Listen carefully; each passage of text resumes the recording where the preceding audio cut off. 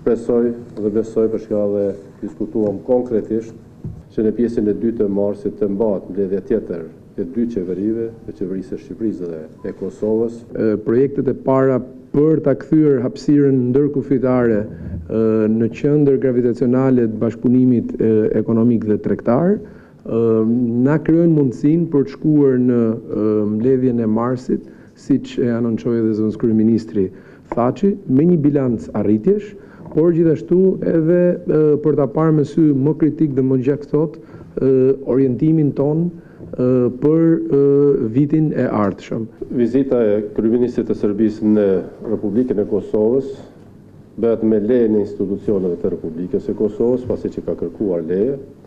Nuk është vizita e parë dhe e fundit e ndonjë zyrtari të Serbisë në Republikën e Kosovës. Është një vizitë e karakterit humanitar dhe fetar, do të përrohet një spital dhe do ta viziton edhe një kishë në Graçanic. Unë mendoj se ne duhet të fokusohemi si ta arrisim dhe ta intensifikojmë komunikimin, vizitat e ndërsjella dhe në asnjë rrethon të mos i friksohemi komunikimit dhe vizitave qoftë në Beograd, qoftë në Prishtinë. Ndërkohë që qëndrimi i qeverisë shqiptare dhe përbërja e delegacionit ton atje,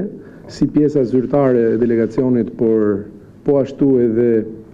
klerikët shqiptarë që morën pjesë dhe grupi i gazetarëve që ishin pjesa tjetër e delegacionit, kanë qenë jashtëzakonisht mirëpritur nga autoritetet franceze, si një mesazh i qartë që vjen nga Shqipëria, nga një popull i përvojtur në Ballkan, në lidhje me nevojën për një bashkëjetesë dhe një harmoni më të mirë fetare. Këtu nuk bëhet fjalë për të eksportuar vlera,